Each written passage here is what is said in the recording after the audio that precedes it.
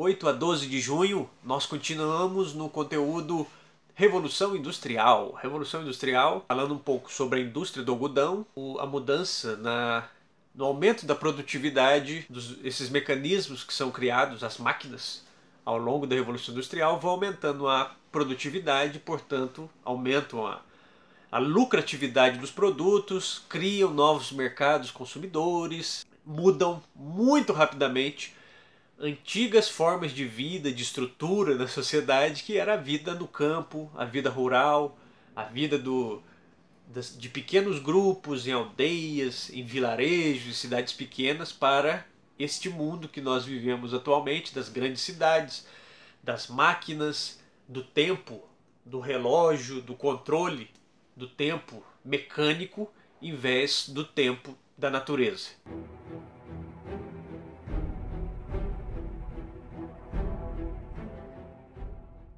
A primeira grande indústria, a primeira grande produção foi a produção de tecidos, e durante a Revolução Industrial, da Revolução Industrial, e estes tecidos eram feitos de algodão. O algodão é uma planta que é irmã, é impressionante isso, do hibisco e do quiabo. E essa planta algodão, ela é encontrada, ela tem várias origens. Ela tem origens na África Central, na Península Arábica, no Vale do Rio Indo e aqui nas Américas também. Ou seja, é uma planta largamente espalhada pelo planeta. E muitos grupos indígenas aqui da América do Sul já utilizavam algodão. Durante a colonização portuguesa, a partir de 1740, 1750, inicia-se na região do Maranhão, uma parte do Piauí, do atual Piauí, as primeiras produções comerciais neste território. Também nesse período, entre as décadas de 1730 e 1750, o algodão era já manufaturado, não maquinofaturado, manufaturado, era a principal pauta de exportação da Inglaterra, chegando a quase 90% dessa produção para exportação da Inglaterra. Então isso explica também porque essas primeiras máquinas, esses primeiros mecanismos surgiram para aumentar a produtividade da indústria têxtil, da indústria de tecidos. E em 1764 foi criada a Spinning Jenny. Spinning Jenny, ou máquina de fiar, máquina de tear, Ela foi criada por James Hargreaves, no condado de Lancashire. Separating it to use on the spinning wheel.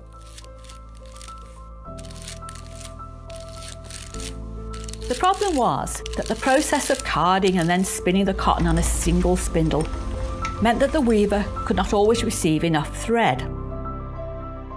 Often handloom weavers would have to travel out each day to buy spun thread from other suppliers around Stanhill. This was both costly and time-consuming. This was made more problematic by the introduction of the flying shuttle. Esta invenção, essa máquina de fiar, dá o pontapé inicial para vários outros mecanismos dessa indústria têxtil, que a partir de então se torna uma mega indústria, passa por um processo de rápida industrialização que se espalha para outros setores, mas inicia-se nessa indústria têxtil, indústria de tecidos. Como havia falado na semana 3, a mudança da Revolução Industrial ela acontece em todas as áreas da vida humana, a partir desse início na Inglaterra, e vai se espalhando para outros países com maior ou menor velocidade. Então, hoje nós estamos acostumados, os tecidos, nós compramos em lojas na internet de vários tipos, sintéticos, naturais, de fibra. Mas imagine uma época que não havia essa oferta tão grande de produtos e você passava a sua vida com 1, 2 ou 3 peças de roupas ou 1 ou 2 pares de sapato. O que a grande maioria vivia era assim, era muito caro. O que a Revolução Industrial faz é, aumentando a produtividade, aumentando a produção de mercadorias, você consegue preços mais baratos, preços mais em conta, e você abre ou cria um mercado consumidor. Isto tem consequências positivas, mas também como nós vamos ver, a questão dos trabalhos nas fábricas vai beirar da exploração à desumanidade.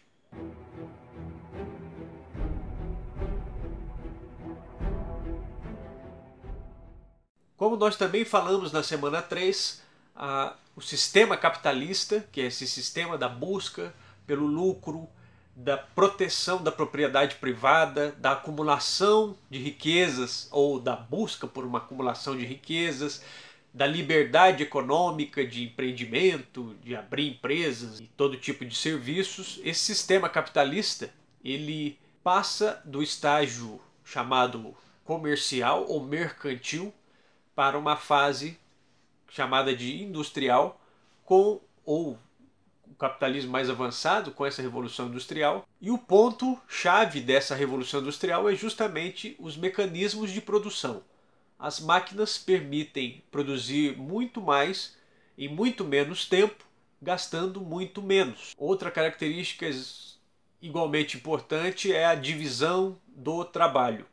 As máquinas fazem um trabalho cada vez maior e mais especializado, e aquilo que as máquinas não podem realizar, os seres humanos entram nesta corrente de produção fazendo um serviço também especializado. É a divisão do trabalho, a divisão e especialização do trabalho que ao longo do século XIX e início do século XX, sobretudo nesses grandes centros da Revolução Industrial, Europa Ocidental, Estados Unidos e depois Japão, os trabalhadores vão experimentar novas rotinas de trabalho que tem a ver com o trabalho especializado, extremamente especializado.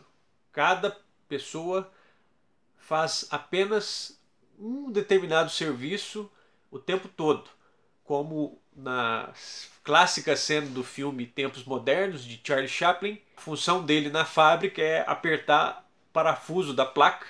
Então ele aperta aquele parafuso e fica o dia inteiro ali apertando o parafuso. Acuda al Banco 5. Compruebe el ritmo de producción. La cadena va con retraso, Banco 5. Atención, capataz.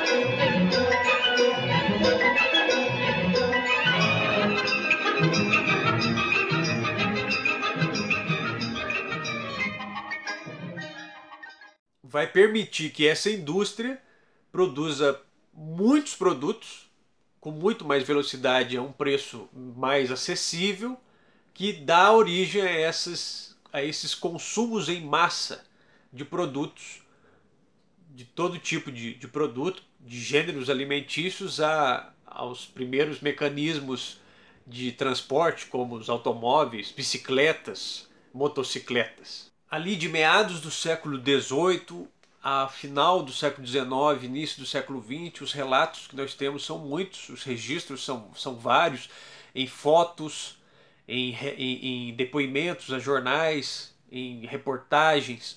As condições de trabalho nessas fábricas eram terríveis.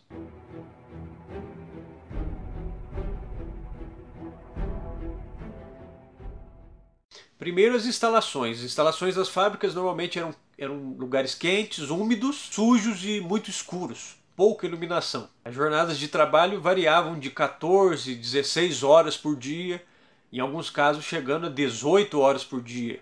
18 horas de trabalho, 6 horas de descanso. E entre essas horas de trabalho, pequenas pausas para refeições bem precárias, comida em pouca quantidade, em pouca oferta de proteínas, de vitaminas. Eram comidas como mingau, por exemplo, papas, sopas, que eram distribuídas em intervalos muito rápidos.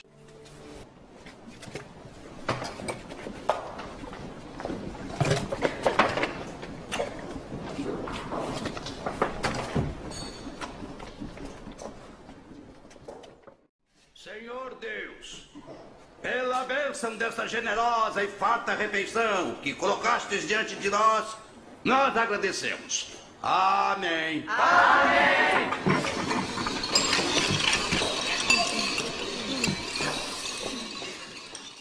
condição física desses trabalhadores se deteriorava muito rapidamente, o ar era muito poluído, muito carregado, o trabalho repetitivo causava lesões corporais de todo tipo, musculares, articulares, os acidentes de trabalho eram constantes, todo tipo de queimadura, de perda de partes do corpo, de dedos, de mãos, de braços, de perna. Não havia nenhum tipo de legislação ou equipamentos de segurança de trabalho, nem protocolos de segurança de trabalho. Em geral, mulheres e crianças recebiam 1/3 dos salários de um homem, e o trabalho infantil ele era não só muito utilizado, como mais desejado, porque as crianças tendem a obedecer mais e recebiam um salário menor, muitas vezes por um serviço que faziam até mais que os adultos, pela própria situação de exposição, de fragilidade, e muitos órfãos eram colocados nessas fábricas para trabalhar, e ali nas fábricas eles viviam nas instalações, dormiam na fábrica, ou seja, passavam uma vida inteira naquele trabalho e vivendo nessas fábricas.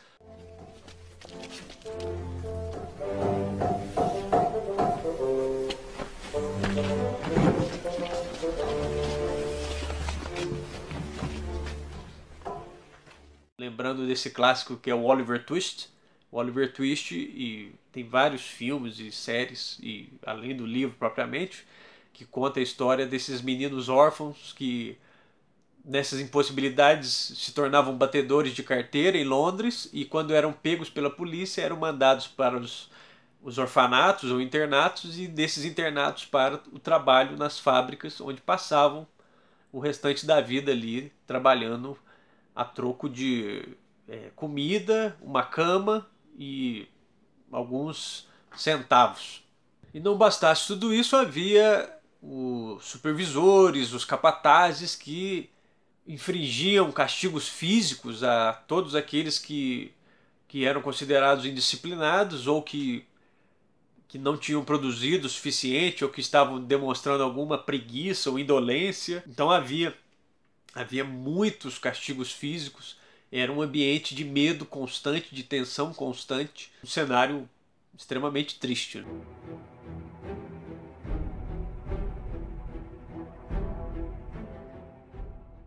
Essas condições de trabalho vão começar a melhorar com a organização dos movimentos de trabalhadores, de sindicatos, de movimentos de operários. Não sem conflitos, iniciam a defesa por melhores condições de trabalho, algo que nós hoje estamos, pelo menos nas nossas legislações, acostumados a ver limite de hora de trabalho por dia, carteira de trabalho, direito à folga, direito a férias, direito à aposentadoria e etc., né? Direitos sociais, mas que nessa época não existiam.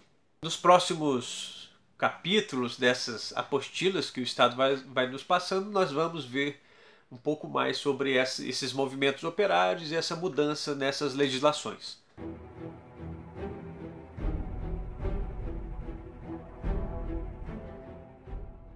Proposta de atividade da semana 4. Na atividade 1, a pergunta: o porquê de se investir nas máquinas da indústria de algodão. No comecinho dessa videoaula eu disse que o algodão já tinha uma importância muito grande como pauta de exportação da Inglaterra. Quer dizer, os produtos que os ingleses vendiam, a partir de 1730, 1740, cerca de 90% já era voltado para a indústria de tecidos. Aí, ó, já estou oferecendo a resposta. A atividade 2 da semana 4 fala um pouco da produtividade, da mudança na produtividade, do aumento da produtividade com a Revolução Industrial. Você pode encontrar uma ajuda e maiores informações na página 43 do nosso livro didático, no tópico O Tempo do Relógio. O tempo do relógio versus o tempo da natureza. Esse aumento da produtividade transformou a Inglaterra no armazém do mundo, naquele lugar onde várias mercadorias estavam estocadas, prontas para serem despachadas e vendidas, e isso permitia aos ingleses o controle de uma rede comercial imensa, garantindo a eles um lucro também extraordinário. Lucro que eles reinvestiam em mais máquinas e mais produção de mercadorias. E a atividade 3 tem um quadrinho e a pergunta da atividade 3 sobre a condição dos trabalhadores, como nós falamos agora no final da nossa videoaula, a condição dos trabalhadores nas fábricas, para você falar um pouquinho, algumas linhas, 5, 6, 7 linhas, sobre essa condição dos trabalhadores das primeiras fábricas dessa revolução industrial. Quase não há ponto positivo para ser falado da situação desses seres humanos nessas fábricas, né? Pois bem, então é isso. Semana 4, chegamos ao final dessa nossa apostila e vamos aguardar os próximos materiais que chegam para nós da Secretaria do Estado de Educação de Minas Gerais, e vamos fazendo dessa maneira, que eu acho que é o que fica melhor para todos nós e fica mais fácil da gente entender. Perfeito, gente? Então, tá bom. Estamos aí, qualquer dúvida, entre em contato e boas leituras, bom trabalho e até a próxima. Tchau, tchau.